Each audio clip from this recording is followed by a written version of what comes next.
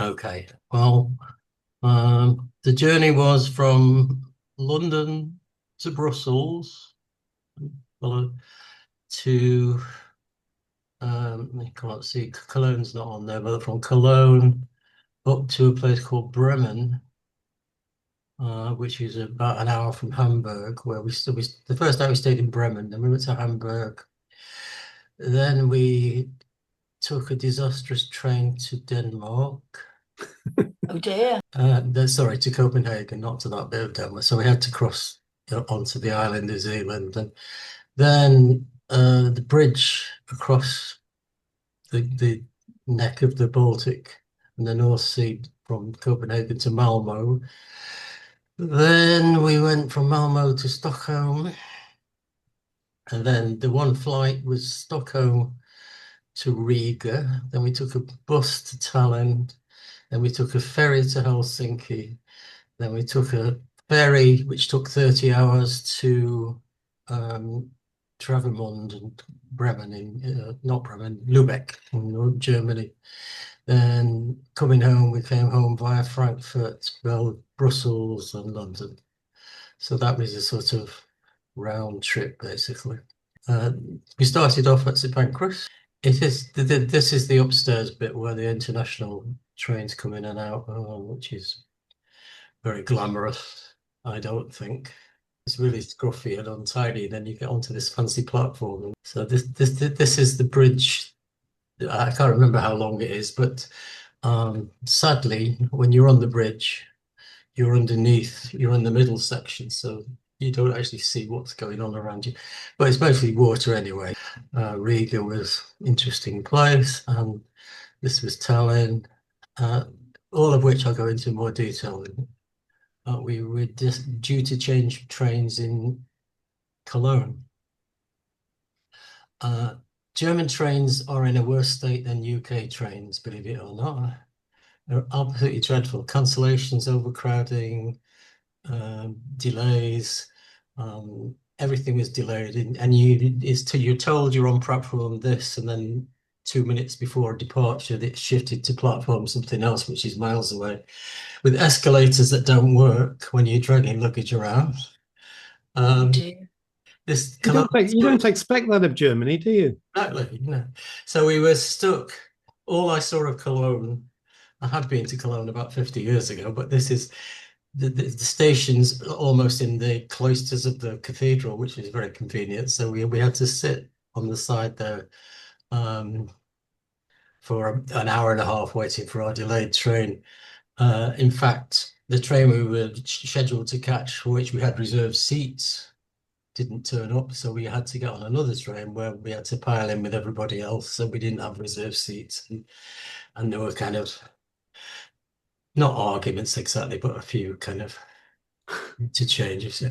Um, and the cathedral looked out upon us while we were waiting. So, and then while we were sitting on this platform here, and I was watching two gentlemen shooting up on the opposite platform in broad daylight. So, not only the UK has its problems, but anyway. So eventually we got from Cologne to Hamburg to Bremen. Bremen, we were overnight. We were very late, so we saw nothing of it. And the next day, we went on the train to Copenhagen. The carriage we were in on the train to Copenhagen, although we had reserved seats, the air conditioning was not working. So it was getting hotter and hotter. A lady collapsed in the corridor with the heat. Oh my So word. we were pitched off the train, our carriage, not the whole train, just our carriage, because the AC wasn't working. So we had to get off the train in Odense. So eventually, two trains from Copenhagen came in on different platforms. We were told to go to one, and then we got there and we told, no, they're not this one, it's the other one. So there was this kind of Monty Python scramble to get from one platform to another. Eventually, we arrived in wonderful, wonderful Copenhagen, which it was. It was lovely. Apparently, it has more bicycles than Amsterdam. and that's fairly obvious. You take your life in both hands when you're crossing a street because bicycles have a priority thing there. But everybody cycles. Everybody looks healthy and fit and shiny and bright-eyed. There's no litter. They pay 60% taxes, but they have a very good lifestyle, great hospitals, free university education, great care for older people, etc., etc. This is the Parliament building, actually, in Copenhagen. Walking. Oh, this is the palace, the Marienborg Palace, where the Queen lives. This is we went on a little boat trip around because Copenhagen's on islands, little islands, so you can go around and it, very pretty city. Oh, and while we were there, outside our hotel in this big square, it was Copenhagen Pride. So, but unlike Manchester, it wasn't all cordoned off. It was just free for anyone to walk in and out of. And next door to our hotel was the world's oldest fun fairground, whatever, the Tivoli Gardens, you probably heard of, which is a great big built in around about 1867, I think. It has all the modern things on it as well, but it's got, old-fashioned traditional things as well. It was absolutely crammed, heaving, and they do concerts there and all sorts of things. But there's somebody, two gentlemen guarding the Queen's entrance to the palace. Somehow they seem more like toy soldiers than, it's not like in the UK.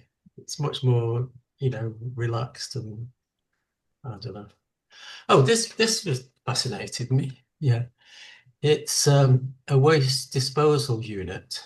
Okay, so that they all kinds of non-recyclable waste is processed here and converted into something usable from all over Europe. It's not just from Denmark. So there's lots of British crap goes there and gets recycled. And on the top of it, you can see we see where the chimney is with the smoke coming out of it. And then there's all trees and things going down the slope. It's actually a ski slope. So there's a chairlift takes you up to the top and you can ski down to the bottom. It's dry, it's green, but it's nevertheless a synthetic ski slope. Oh, and this is the new opera house in Copenhagen, which is very modern. Ooh. Actually, when you get up to it, it's very beautiful. The work on the stone and the way the glass is. This is the Rat House, the town hall in Stockholm, where they give out the Nobel Prizes. The local. The decoration inside that's not a very good photograph, but all the interiors are beautifully decorated like this. That's the Great Hall. And all of this is gold. Underground station in Stockholm is different, decorated. They're all like little art galleries. This is one of them. This is the roof of it. And there are, this was, quite liked him. He was standing around between, you see where the platforms are over there, and there's another one on this side. And he was like I don't know what he is really, kind of like a Viking, chubby Viking. Oh, and this was the changing of the guard outside the palace. I spent a morning in this gallery in Stockholm, the Vasa Museum. This ship was a Viking, kind of like a galleon, I suppose, which was built in 1657 or something. No, earlier than that, 1627. And it sank on the day it was launched and duly sank in the sea, within minutes. It's massive, much bigger than I expected. There were 350 people on it, and most of them was, I think 33 people drowned, but the rest of them were saved. It was not till the 1960s it was brought ashore, and it's 85% intact after all that time. And the secret is, of course, that the Baltic Sea, which is almost a lake because there's only one outlet between Denmark and Sweden, is pretty salt free. So this is why it's been so well preserved, because there was no salt in the water. Woodwork on this ship is just amazing. Everywhere you look, there's fantastic carvings, and it's not really what you imagine a Oh, Viking cable car in Helsinki. And there's a kind of, it's supposed to be a Scandinavian historical village, and there's a few sheds and things. It's basically just a park and a cafe. And they take you up in the cable car, and the cable car broke down, so we had to walk down. And it cost 65 euros for the two of us. So it was kind of really disappointing. But then Stockholm took your breath away anyway. With the one day Chris and I had lunch. I had a prawn salad, and Chris had a halloumi burger, and I had a beer, and he had a Coke, and it was 95 quid. So, yeah. here we are in Riga. We flew from Stockholm to Riga. This was the view from our hotel in Riga. Riga was absolutely lovely. I really liked Riga. Still was sort of, although it's very anti-Russian, there's still a slightly kind of Soviet feel about the place. You never could, but maybe it's just these guys. I don't know how long they're on duty for, but they just stand there for hours and don't move or anything. And it has a Art Nouveau district in Riga with lots of buildings with all these wonderful designs and things. And this is the fish market, which is there are 4 hangars. These were Zeppelin hangars, for Zeppelin balloon things, and they've been converted into markets for fish, meat, flowers, general supplies. So there's 4 of them in a row. And this is the house of the Blackheads, which Blackheads were a sort of Masonic type organization, connected to the Hanseatic League, which was the trading route across Northern Europe. And this is their headquarters in Riga. I like this cat. That's good. Just perched on the top of a building there. But I just had a really nice feeling about Riga. I really enjoyed the place. 1/3 of the price of everything in Stockholm, so that was also really. Oh, there's the 4 hangars I was talking. These were built to house Zeppelins, so and now they're being converted into markets. And it was a really nice place, actually. It was just a long, flat, sandy beach, beautiful sandy beach.